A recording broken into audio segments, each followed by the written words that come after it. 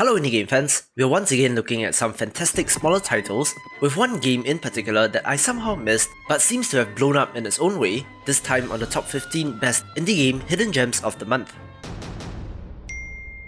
I have an appreciation for the wholesome open world RPG, swords and magic and stuff, where you play as your own custom made character and go on adventures.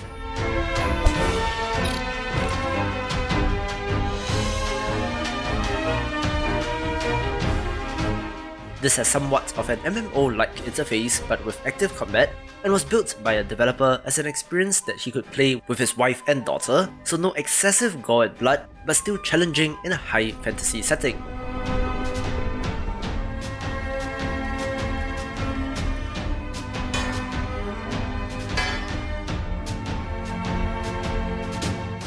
It's in early access and has a ways to go, but we could all use more wholesome experiences like this.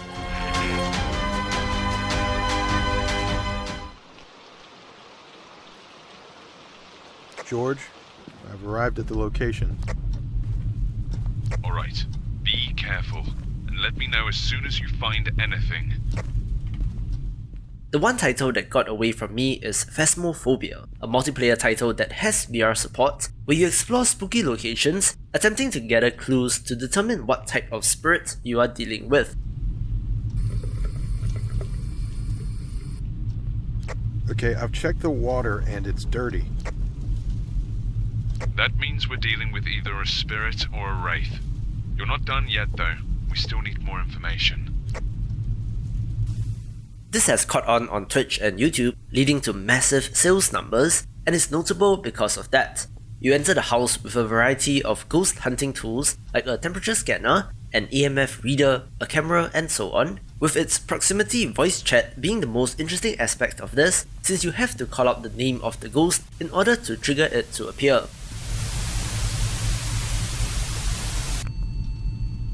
It's possible the ghost is in the basement. I'll use the spirit box to get a confirmation. Okay, if you don't get a reading, then look around with a UV light for anything out of the ordinary. Additionally, various types of ghosts have different characteristics, preferring to pick off solo ghost hunters for example, and in many ways this is quite a great horror game.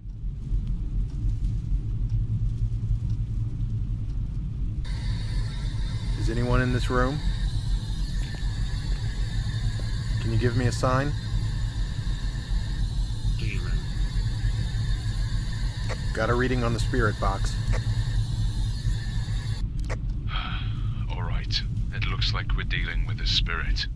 I'll admit, I do write off a bunch of so-called horror games when looking at new releases, since the majority of them are rubbish, but I'm glad that this has found success. Hey, your vitals aren't looking good. You need to pack up and leave as soon as you can. You're risking your life from this point on.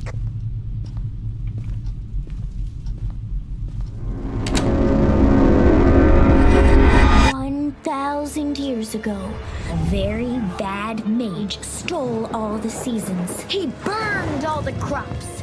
At sunset, he summoned his hordes to kidnap all the children. The legendary warrior stands expressionless and goes on the attack. With shrieks and cries, the fight begins. The legendary warrior took quick vengeance. They faced down the hordes and the evil mage.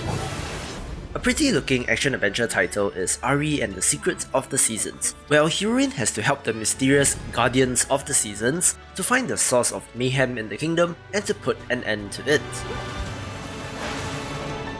Of course, central to all of this is the season-changing mechanic, which looks absolutely gorgeous in 3D and is quite the fantastic 3D action platforming experience.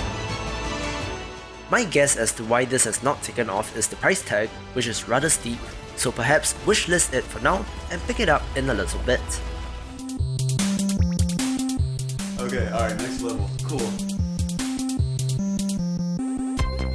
Let me try. It's not as easy as it looks. Too easy. Oh. Puzzle games often find their way into videos like this, since while I do love them personally, they tend not to have broad appeal. But if you're like me, then Deleveled is of interest. I never would have figured that out.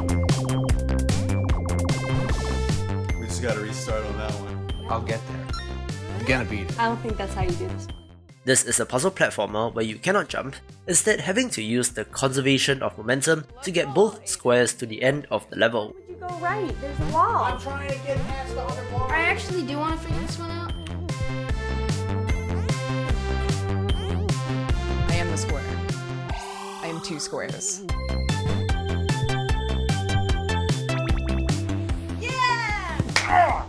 Through 10 worlds and 120 or so levels, the new mechanics introduced are very clever takes on this system, making you really think and feeling so satisfying when you figure it out, and recommended for fans of the genre. Do you know how to get through this? Are you the other square? How many things do you need to get for this level? Oh man. Oh, I almost had that one. I think I'm getting the hang of this. What do you do here? I don't know. Darn it. I don't know. Ah! Whoa, how did you do that?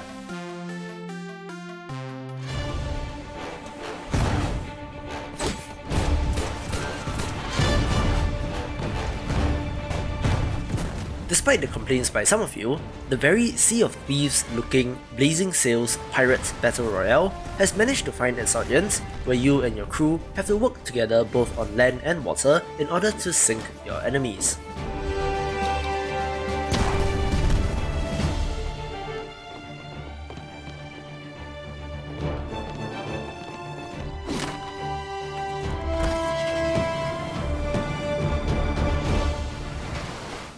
The focus on the Battle Royale concept has certainly helped this game, giving it more focus as compared to the open world questing of that other game, but since launch, the most recent reviews do perhaps indicate some dissatisfaction with player population, complaining that it should be free to get a larger audience.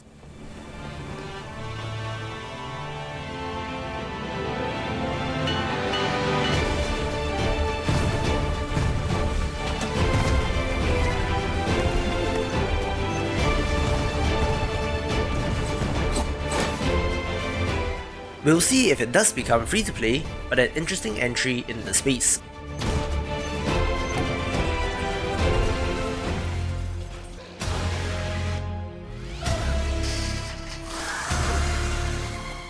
There aren't many games like Vaporum Lockdown being made in this day and age, so I have to give props to this developer.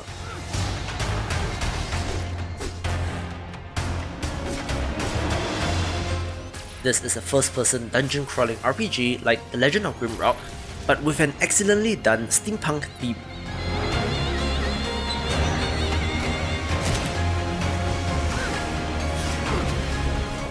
If you do miss old-school dungeon crawlers, I would highly recommend you check this out, or even the previous game, since both are excellent.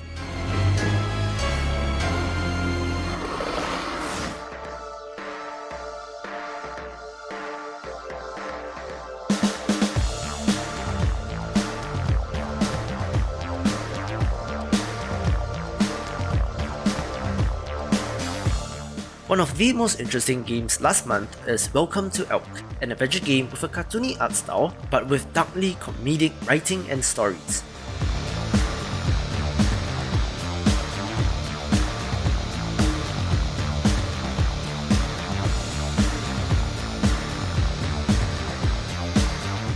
Play as a young carpenter who moves to the small town of Elk, who then discovers the wonders and sadness behind this little town.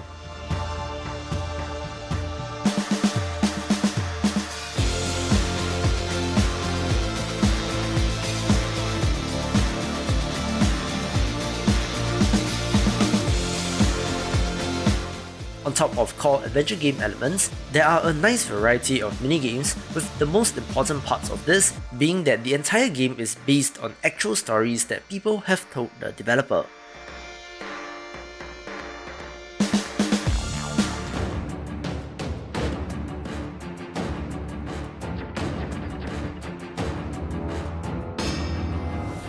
My soft spot for tower defense games once again shows with Colony Siege, which could be thought of as some sort of cross between They Are Billions and StarCraft.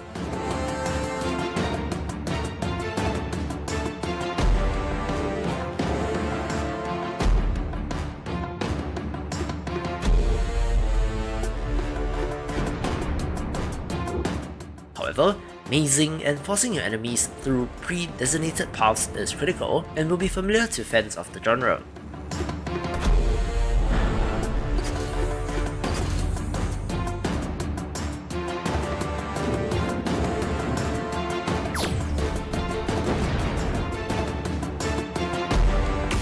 It's a pretty awesome if niche subgenre, but one that I'm glad is still being made.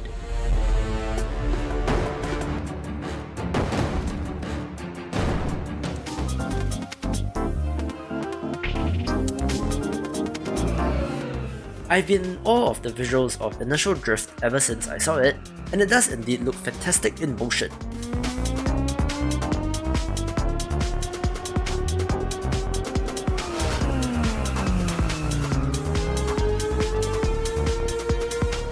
The controls take a little bit to get used to, combining both sticks for movement and drifting, but feels fantastic once mastered.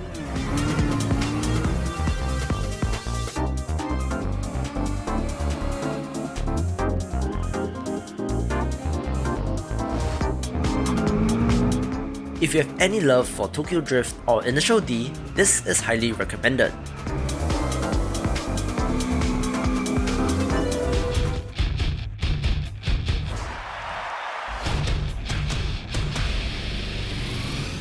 An awesome action roguelite is Gone Viral, where you're forced to fight in a gladiatorial arena in space and have to fight your way out, gaining fans in the process.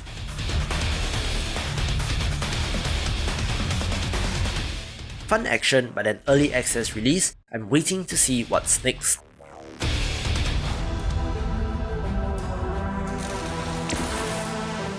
Reductively, Against the Moon can be thought of as Slay the Spire crossed with Plants vs Zombies, in that it is a roguelite deck builder, but includes 3 separate lanes that you have to defend.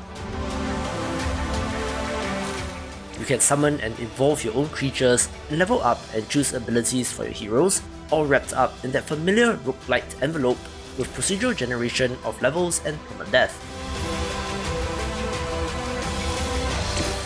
The lore in this is the interesting bit, where the moon has caused monsters to spawn and take over the world, so it is your job to fight back and reclaim the planet.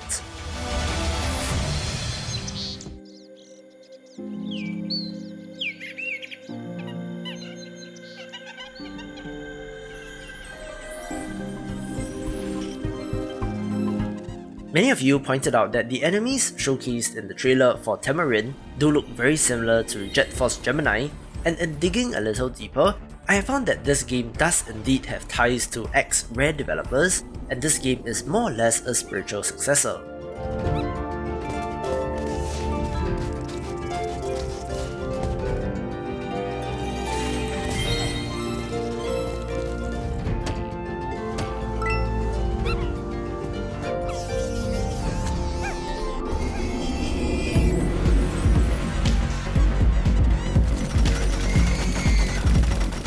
Play as a monkey trying to save its family by taking out the bugs in a polished, wonderful, modern-looking 3D environment.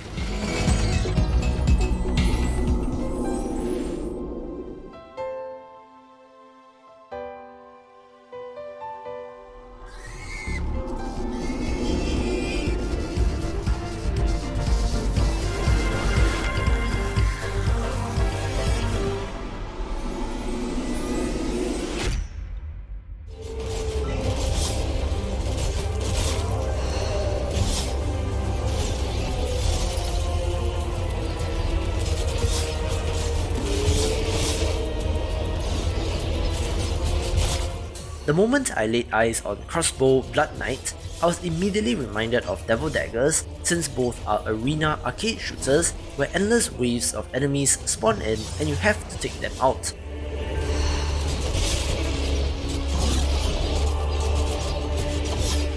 Like Devil Daggers, enemy spawns are not randomized, but thankfully, the titular crossbow is very fun to use, with a variety of firing modes that harkens back to the good old days.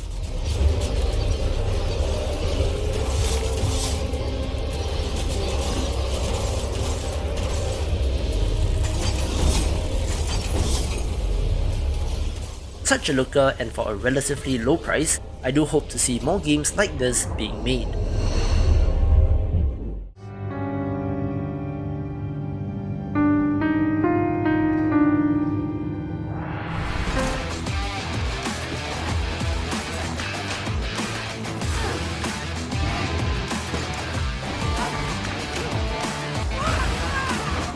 I'm a fan of developer Shiro Games, so when they announced that they were making the co-op Left 4 Dead-like Darksburg, I was very intrigued.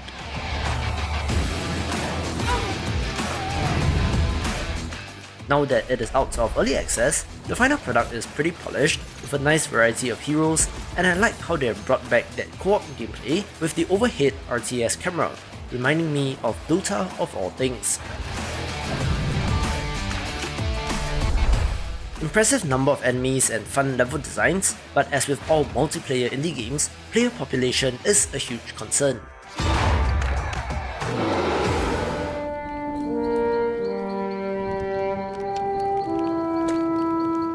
I love tactics games, so Pendragon from developer Inco, who made 80 Days and Heaven's Fault, added in their signature high level of writing in this roguelike retelling of the story of King Arthur.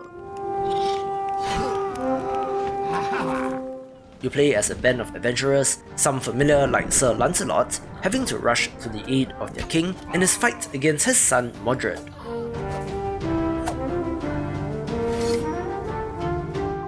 The gorgeous art is a highlight, but what stands out is the narrative choices that you can make in events, as well as the clever take on tactics combat without your traditional attack stats, HP and so on, by using more of a board game style approach. This is the definition of a hidden gem, taking the #1 spot. To see more of the big picture, check out these awesome videos, and I will see you after the jump.